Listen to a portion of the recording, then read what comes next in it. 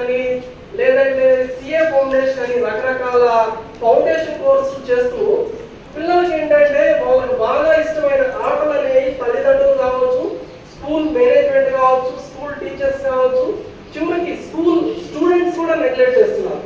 అంటే అవి indoor games కావచ్చు లేదంటే హృదయపూర్వక నమస్కారాలు తెలియజేస్తున్నాను. ఇక్కడ చెస్ అనేది అంతర్జాతీయ దినోత్సవం ఈ రోజు అంతర్జాతీయ దినోత్సవం జరుపుకుంటున్నటువంటి రోజు. ఈ అంతర్జాతీయ చెస్ అనేది మనిషిలో జ్ఞాపక శక్తిని పెంచుతుంది. ఎదుటి మనిషి ఏ విధంగా ప్రవర్తిస్తున్నాడు అనేది చిన్నప్పటి నుంచే మనకు ఒక అవగాహన అనేది ఉంటుంది. మనలో ఒక అనేక మంది స్టూడెంట్స్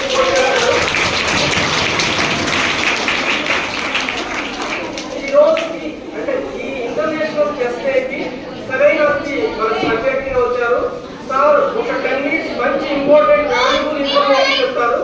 మీరందరూ కూడా ఆసక్తిగా శ్రద్ధగా వినాలి.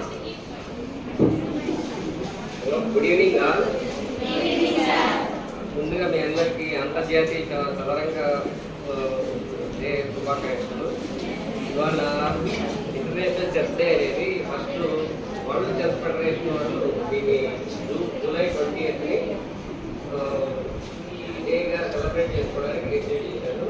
దీని పర్పస్ ఏంటంటే ప్రమోట్ చెస్ని నేర్పడం, చెస్ని ప్రమోట్ చేయడం, దీనివల్ల వచ్చే బెనిఫిట్స్ అందరికీ అందాలనే ఉద్దేశంతో ఒక రోజుని సెలబ్రేట్ చేసుకోవడానికి వరల్డ్ చెస్ ఫెడరేషన్ దాన్ని పిడియానికి ఈ యొక్క కార్యక్రమానికి అనుమతించినటువంటి ప్రిన్సిపల్ నా ప్రియ మిత్రులు, మేమిద్దరు మనం ఒకేసారి చేయలేము, కెఎస్ శ్రీనివాస్ గారు, అదేవిధంగా ఎన్ఎస్ఎస్ యూనిట్ మాధవి గారు, చెస్ లాగానే ఆడితే ఇంటెలిజెన్స్ మీరందరూ కూడా అదే విధమైనటువంటి ఇంటెలిజెన్స్ కాబట్టి మీకు అందరికీ కూడా అదేవిధంగా మానవత సంస్థ అధ్యక్షులు, కార్యదర్శులు, అదేవిధంగా కార్యవర్గ సభ్యులు అందరికీ కూడా చెస్ డే సందర్భంగా Manavata NGO non government organization competitions conduct చేసి మన కాలేజీలో ఉన్న స్టూడెంట్స్ మధ్య కాంపిటీషన్స్ కండక్ట్ చేసి బహుమతులు ఇవ్వడానికి మనకు 3 days బ్యాక్ చెప్తున్నారు.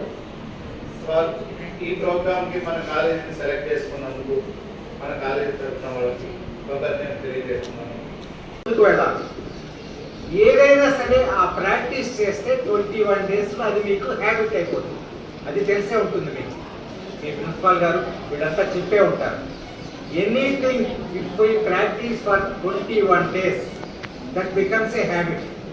మీరు మీ మంచి హ్యాబిట్స్ని, మీలో ఉన్న లోపాలు ఒకసారి మీరు ఆత్మవిమర్శ చేసుకొని మీరు కనుక ఒక రోజు మొదలుపెట్టి ఒక వారం, రెండో వారం కష్టం అనిపించుకోకుండా రెండో వారం, మూడో వారానికి అది మీకు ఈజీ అవుతుంది. 3 వారాల తర్వాత అది మీకు హ్యాబిట్ అయిపోతుంది.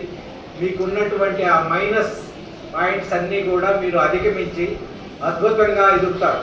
మీలో ఉన్న శక్తి మొత్తం బయటకు వస్తుంది.